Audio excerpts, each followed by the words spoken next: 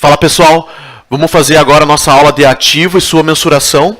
Só lembrando que a apresentação agora ela não substitui os slides que nós trouxemos em sala, porque eles são mais elaborados, tem uma série de detalhes a mais. Aqui são apenas alguns conceitos para a gente poder lembrar assim de pronto na hora da prova, né, para poder puxar toda aquela informação que você viu nos outros slides, né? E também não substitui os exercícios, que é a aplicação dos nossos conceitos, né? E essa aula aqui é um pouco pesada, então eu vou dar um gás aqui para não ficar muito grande, até porque daí se ficar, ninguém vai querer ver, né? Vamos lá. Reconhecimento do ativo. Característica, pessoal. Uma das características, por exemplo, é o evento passado. Você fez uma venda, aquela venda, você tem um direito de recebimento, né? Você está lançado no teu clientes ali, você espera receber um valor, né? Você comprou um item, aquele contrato de compra que você vai registrar um ativo, é o evento passado que é a primeira característica de reconhecimento do ativo. Controle. Você tem o item ou o direito, por exemplo, e é inquestionável. Ninguém pode requerer aquilo de você. Você tem o direito exclusivo sobre aquele item ou aquela obrigação que você vendeu, né? E benefício futuro, ninguém vai ter um ativo que não espera que traga nenhum resultado, né, pessoal? Então, o benefício futuro é uma característica básica de reconhecimento do ativo. Materialidade. Materialidade é aquilo tem que ter alguma importância financeira para ficar registrado. Como vimos o exemplo do restaurante. O restaurante todo mês quebra uma pilha de prato, né? Muitos pratos. Você não vai ficar todo mês fazendo controle daqueles pratos, né? Então você pode jogar direto como despesa, não precisa ativar pratos. Ativa o forno, ativa a geladeira, ativa as mesas, né? Mas não precisa ativar as coisas que têm uma saída muito grande por causa desses problemas de quebrar. E o valor também é insignificante, né? Probabilidade de ocorrência, como a gente já mencionou também o benefício futuro, ninguém vai ter um ativo que não espera que traga resultado nenhum. Você não vai ativar alguma coisa que aquilo não vai trazer resultado para sua empresa. Então, afasta, não precisa ativar essas coisas, entendeu? Inclusive, você tem que baixar do arquivo, eventualmente tem que vender da tua empresa esse item que não vai trazer resultado, né? E confiabilidade na avaliação. Você precisa conseguir mensurar isso, pessoal, senão você não vai saber como ativar, né? Isso daí talvez faça algum sentido mais no ativo intangível, mas tem que ter uma mensuração, algum recurso econômico que seja medido para você poder reconhecer esse ativo, né? Valor de entrada. Valor de entrada, a gente acaba entendendo isso por causa dos exemplos práticos da vida, né? Custo histórico. É aquele valor que você comprou lá no passado. Você comprou o item, registrou, passou vários anos, você sabe que aquilo não vale mais aquilo, né? O item não vale mais aquele preço que você comprou no passado, mas ele continua registrado pelo valor histórico, né? É aquele valor que naquele momento tinha importância, hoje não significa mais aquilo. Custo corrente é o custo que eu gastaria, o valor que eu gastaria para comprar aquilo hoje. Que ele pode ser muito diferente do valor lá no passado. Então essa é a diferença. Custo histórico é o valor lá no passado de compra, custo corrente é o valor hoje, para comprar esse mesmo item. E de saída? O saída é o inverso, né? Valor corrente de venda é quanto que eu receberia para vender esse bem hoje. Tá bom? Bem simples. Valor desconto de fluxo de caixa. É o resultado que aquele item traz, né? O valor de venda dele não precisa ser necessariamente a importância econômica que ele tem. Aquele item que você venderia eventualmente hoje, ele pode trazer para você um resultado melhor. Então você considera... Vai que, por exemplo, não fabricam mais esse item, pessoal. Entendeu? E daí você... Peraí. O preço eu comprei isso daqui por X. Hoje, em tese, talvez ele não valesse nada.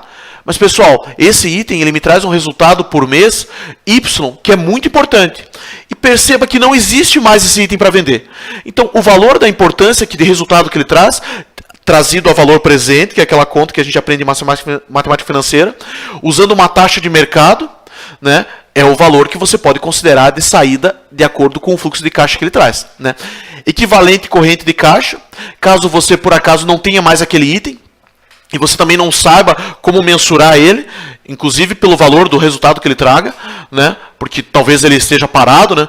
Você pode usar algum item similar que faça uma atividade parecida. Esse é um valor equivalente de entrada de caixa que porventura ele traria, tá? E o valor de liquidação é aquele valor que eu estou encerrando a atividade ou quebrou a empresa, eu preciso me desfazer desse item, aquilo lá, me dá isso e encerra o papo. entendeu? Acabou, eu quero me desfazer do item, é o valor de liquidação. É aquela liquidação que tem, por exemplo, nas lojas. Você vai comprar televisão, vai trocar a coleção de uma estação para outra. O cara falou, cara, me pague 70% de desconto no preço porque eu quero limpar o estoque, porque eu vou trazer uma nova coleção. Beleza? Valor justo, pessoal. Esse conceito veio com a contabilidade internacional e o valor justo ele é diferente do valor que nós trazíamos na contabilidade no passado, né? Que era simplesmente o valor histórico, né? O valor justo diz que você, para poder ter uma contabilidade mais correta e que reflita melhor a atual situação, você precisa fazer mensurações, né? Uma abordagem de mercado. A abordagem de mercado é quanto que esse item vale no mercado. Bem simples, né? Se você fosse vender, ou se você pode avaliar, dependendo do que for o item, cotado em bolsa, né? Você tem ali um ativo, você tem uma ação de uma outra empresa. A quanto está valendo a ação? Vai lá na bolsa e vê quanto está valendo. Aquilo é o valor justo daquele item investimento que você tem, tá? Que está no teu ativo. Resultado ou lucro futuro, que é o conceito também que veio com a contabilidade internacional, que é o nosso fluxo de caixa descontado, né? O que aquele item traz. E uma abordagem de custo é quanto eu gastaria para colocar aquele ativo de volta em funcionamento, né? Você está com um ativo quebrado ali, você precisa ativar ele. Quanto que você gastaria para consertar aquilo? Gasto X, então vamos ativar X, entendeu? Esse seria o valor justo desse bem hoje, que é o valor para você colocar ele em atividade, tá bom? Hierarquia do valor justo. Você vai mensurar um ativo. Qual que é a prioridade? O que você tem que dar prioridade? Você tem que dar prioridade aos preços cotados, pessoal, que é aquele que está sendo testado pelo mercado o tempo todo, né? Aquele valor que está em bolsa, aquele valor que está numa praça ali que está todo mundo negociando, esse, em tese, é o valor mais próximo da realidade, porque é o valor que terceiras pessoas, que elas não têm relação nenhuma, elas não são obrigadas a comprar, elas são independentes, elas pagariam pelo item que você, em tese, está querendo avaliar. Ativos similares é no caso de você não ter um mercado para esse item, mas você consegue identificar itens que são similares ou que tragam o mesmo resultado. Então você pode considerar o valor deles para mensurar o ativo que você tem. E dados não observáveis é quando você não tem dado nenhum, né? Que é, por exemplo, você tem um ativo ali que você tem uma empresa, por exemplo, isso daí funciona mais para uma empresa, né? Você vai comprar uma empresa, quanto que vale uma empresa que não tem ação em bolsa? Que tem ação em bolsa, você sabe quanto que é a ação dela cotada. A empresa, pessoal, só lembrando, ela toda é um ativo também, né? Numa maior escala. Quanto que vale uma empresa? Eu não tenho preço em bolsa, entendeu? E eu às vezes não tenho empresas que atuam no mesmo setor para poder ter uma ideia de quanto que vale aquela empresa. Então eu tenho que ir lá na empresa que eu estou querendo comprar e investigar melhor. Ah, aqui está constando que você tem um ativo, vamos lá ver como que está esse ativo. Se esse ativo está operacional ou não, se esses clientes, por exemplo, não tem uma quantidade ali que já está, que não recebe mais, porque, por exemplo, você vendeu e esse pessoal não comprou, não pagou já faz uns 2, 3 anos. Entende que aquela conta clientes que você, porventura, tenha no balanço da empresa que está querendo comprar, ela já não reflete a realidade. Tem vários, digamos ali, duplicados que você está querendo cobrar, que não vai receber mais, entendeu? Então, essas coisas que você precisa avaliar em caso de dados não observáveis. Precisa chegar mais próximo da empresa e poder entender como que ela está, o que reflete mesmo a realidade dela. Tá? Impairment, que é o valor recuperável. É aquele teste que a contabilidade internacional trouxe agora, que você tem que fazer pelo menos uma vez por ano para testar os seus ativos, pessoal. Né? Você tem o valor contábil, que é aquele valor que você registrou, geralmente é o valor histórico, né? Depreciável, né? Você vai ter lá o valor, um item que você comprou há 5 anos, você depreciou em 5 anos, a diferença do valor contábil registrado, lá que é o histórico, menos a depreciação acumulada, seria em tese o valor contábil que nós temos hoje dele.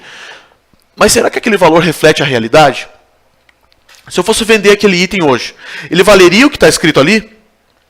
O resultado que aquele item traz corresponde com o que está ali? Então, o impairment, pessoal, é esse teste que eu faço ao menos uma vez por ano.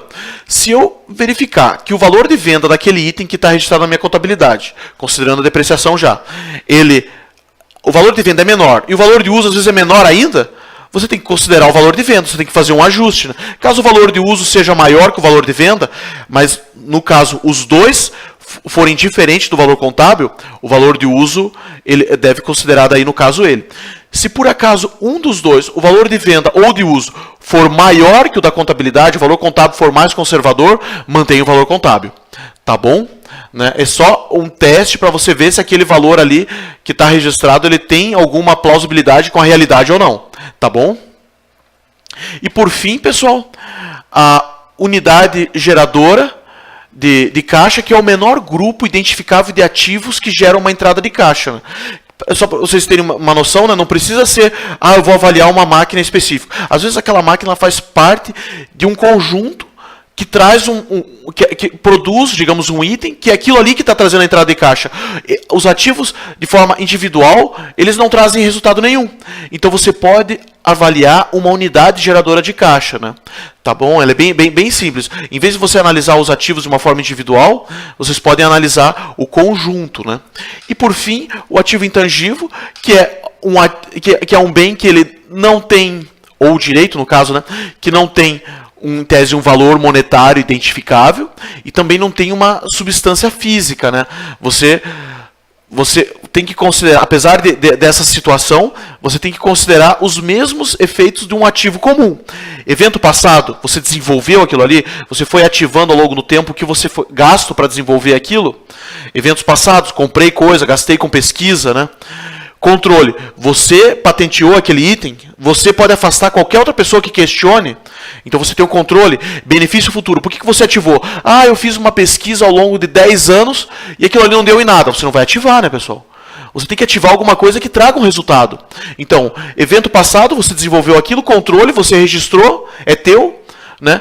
E o benefício futuro, aquilo ali vai trazer um benefício futuro. Aquilo ali pode ser considerado um ativo intangível e você registra na sua contabilidade. Beleza? Pessoal, então é isso, a aula de ativo e suas mensurações, bem rápida para não ficar muito extenso esse vídeo. É isso aí, valeu, até a próxima.